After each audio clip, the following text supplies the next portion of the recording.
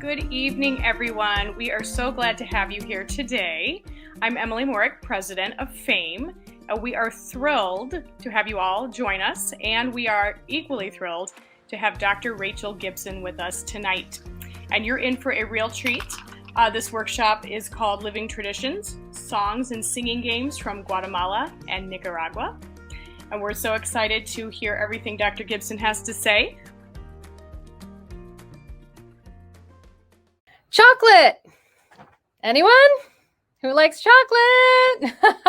So chocolate, the origins of chocolate actually really are in Central America, and they date back to the Olmec and the Maya civilizations. Olmec is the first known civilization in Mesoamerica, known as Mesoamerica at the time. And so it's fruit from the cacao tree. You can see the white fruit on the slide, or if you are able to see that, and it's toasted and processed into a highly revered drink, and for an unsweetened spice. It wasn't a dessert, it wasn't sweet, it was really a spice, and it was prevalent in wealthy communities, and then it became more common for everyone, and then over time became a really large export as well. And that's our little chocolate maker up in the upper right-hand corner. Very well loved. We had a little tea light. We melted chocolate when we were living in Guatemala. And that's cacao, the fruit on the trees. So this is Choco Latte. This is a little bit more dynamic when we can see everyone, so we'll just do a shorter version of this. But this is a hand clapping game, and we might not be hand clapping yet, but I have some modifications. The traditional one is, and I will do it for you, but I have a question, and that is, tell me what I'm doing when you hear the sounds, the words choco, choco. So watch what I do with my hands for choco, choco. Here I go. Choco, choco, la, la. Choco, choco, te, te. Choco, la, choco, te, choco, la, te. Can you show me what I did with my hand? Oh, sorry. Show me what I did with my hands for choco, choco. Yeah, right. Now I want you to listen and watch what I do with my hands for la, la. And I just showed you. Here I go.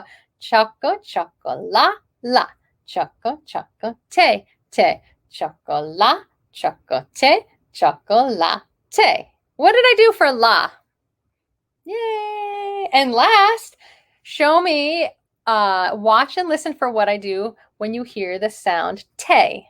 Here we go. Choco, choco, la, la. Choco, choco, te, te. Choco, la, choco, te, choco, la, te. Show me. Yeah. So this could be a traditional hand clapping game where you're hitting hands and back of hands and fist bumps. Okay. We can take this in a different form. For example, some of you can choose to be choco, choco. So Emily, may I ask you, can you give us an action for choco, choco? That's just different. It could be anything with your body or something that we can do with choco, choco. Choco, choco. Nice. And Jess, what are we going to do for la, la? Sorry, I put you on the spot. La, la. So we have choco, choco, la, la. And I'll pick te. How about I'll just do clapping. Te, te. Okay. So we have choco, choco, la, la. Choco, choco, te, te. Choco, la, choco, te, choco, la, te. I'm not sure I got that one right. So you could have movement compositions in small groups when this is well known with Choco, Choco Latte. You can have different instrumentations for chocos and la. It traditionally doesn't have a melody. You can use unpitched percussion. I don't see, you could try a melodic composition with it as well. So lots of you could do this really fun chant about chocolate. I learned this from children at the Escuela Pablo Antonio Cuadra Escuela in Granada, Nicaragua.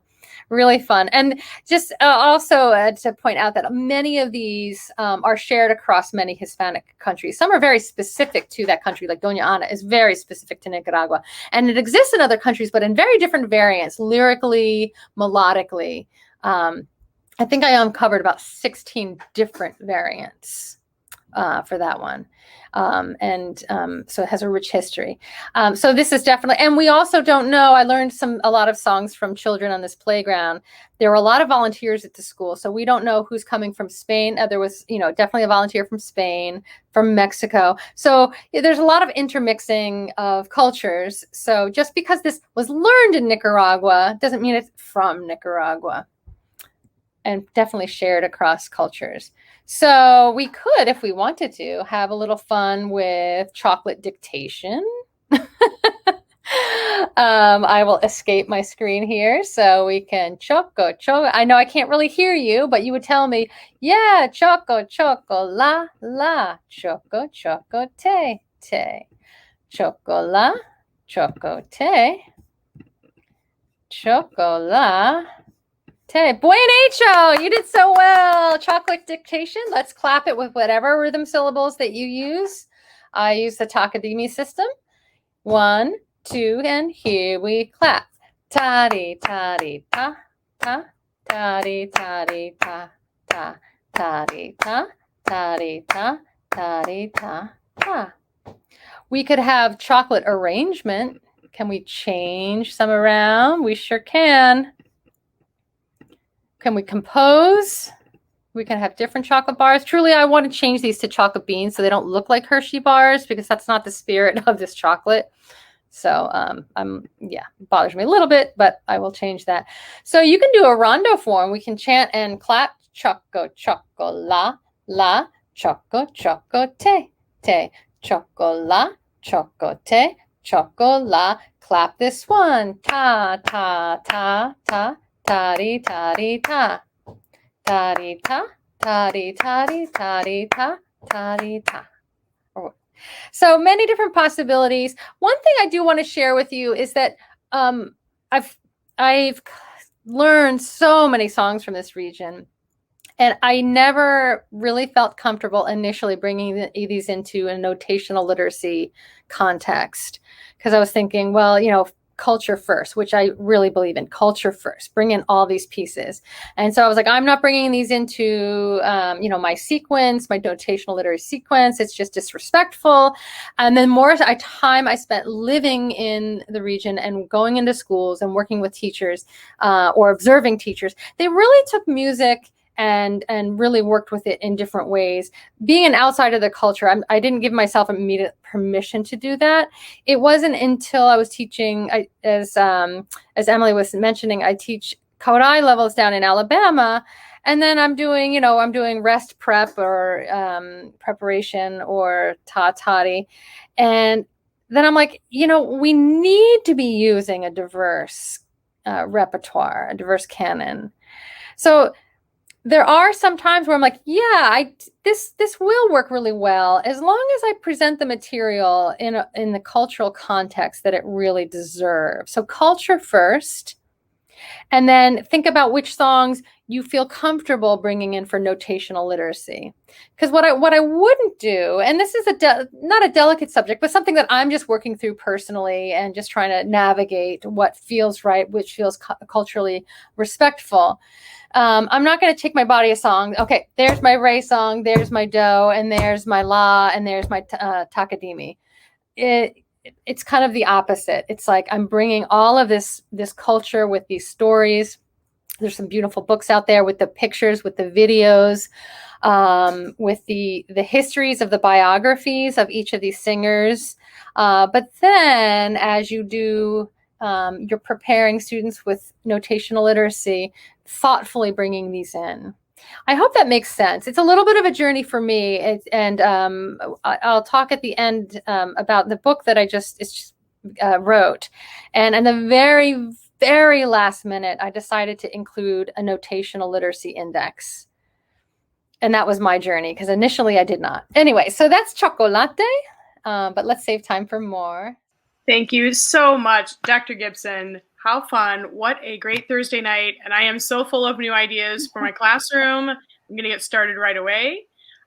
Thank you so much. Your energy is infectious, and I think we all want to work on our Spanish pronunciation now. You're an excellent model. Thank you so much. Jess has a couple words real quick, and we'll wrap it up. I sure do. Hello, everyone, and please excuse my voice at the moment.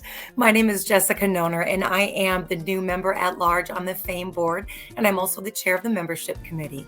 We are so grateful to everyone for joining us this evening on a late school night for most of us, and we are very thankful to you, Dr. Gibson, for your time and your knowledge this evening. So thanks to everyone for being together, even if we cannot be together in person.